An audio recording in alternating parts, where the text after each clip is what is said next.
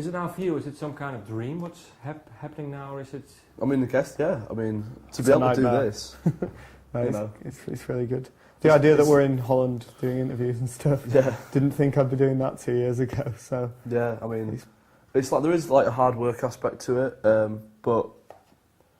What do you mean hard work? Just we're away, you know, away a lot, and basically that. I mean, like doing this, just being away a lot, always on the move. You don't really get a chance to talking about yourself for days on end. Yeah, it's kind of weird. Don't get to collect your thoughts very often. That's kind of hard, but what we get out of it far outweighs any sort of hardship that we have to endure. You know, it is amazing to do. Yes. One more question. Can't get in. Can't get in, so should I go in now? No, it's okay. Where do you want the band to go? Do you talk about it, or is it just feel? We kind of talk about it. Live day by day, or we talk about it cryptically almost. Don't yeah, we try not to talk about it too specifically, just in case we ruin something that might happen naturally. But we recently, especially, we've been talking a lot about the next songs we want to write and the next album and how we want to do things. And which is. We just want. That's it. It's not really any definitive terms. It's kind of more the way we want to go about doing the new songs and stuff. I mean, which is just like literally talking in very boring terms. Not sound the same. Sounding different and different ways of writing and things like, yeah, we're going to get practice rooms so we can sit down in our own space to write the new songs. You know, nothing very interesting, but you know, really getting our heads around it. To us, still quite exciting. The idea of writing new music, you know, seems pretty exciting to us. Yeah, but I think you still have to tour. Well, that's it. It's kind of very strange because by the time the album gets released in the last country that it'll come out in, it'll have been out for 6 months in England. Yeah. So it's going to be very strange. And all the songs have been written so long ago by us that we just want to do something. Yeah, yeah. I mean, we're on about writing a lot of the second album in January, but then it might be a year before that gets released. It's pretty crazy, but you know, we're very restless. You know, we need to keep on doing stuff for our own sake. But obviously, we're still going to go and promote that album.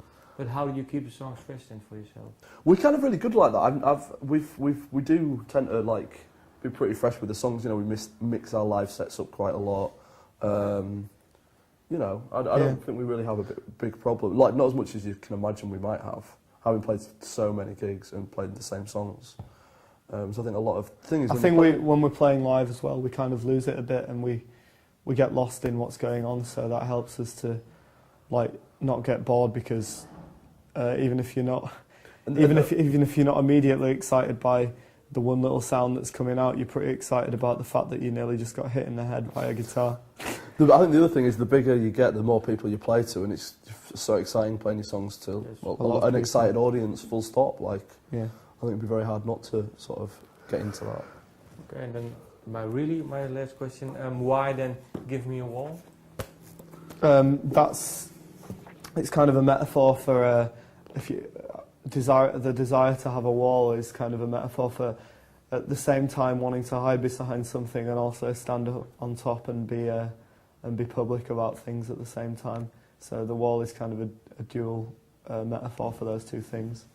Do you have that feeling often then? Yeah, maybe. it's sometimes it's.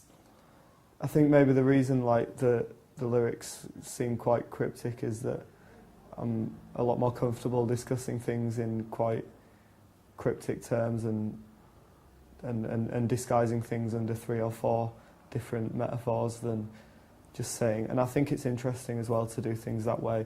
I don't think there's any reason that you have to talk about ordinary things in an ordinary way. I think you can talk about ordinary things in an extraordinary way. Or you could maybe talk about extraordinary things in an ordinary way, and I think those two things are a lot more interesting than just saying I went to the chip shop and bought some chips. Yes. Okay, then. But I think now, with all the things that's happening now, for you, I think now you have to stand up the wall more than you want to, maybe. Yeah, in terms of the interviews and stuff, maybe. There's a lot of, like, there's, like, in Haiti, the country in America, they say that every time you get your photograph taken, it takes away a piece of your soul. Yeah. And when you're doing some of the constant, like, photo shoots and stuff, it maybe feels a bit like that. But it's fine. I mean, you know that happens before you start the band, so you know what you're getting yourself into. So, but how do you then keep time to hide behind the wall? Carrying on with the metaphors. It's hard sometimes, but I think we're all quite good. It's always fairly obvious when someone just wants to not really talk to anyone when we're on tour and stuff. So, I think We're all pretty respectful of each other's spaces. yeah,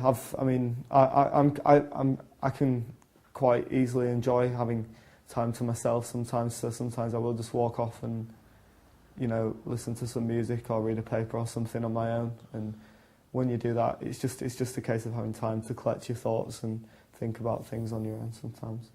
But, you know, can't complain. Okay, well, thank you. Thank you. Cool.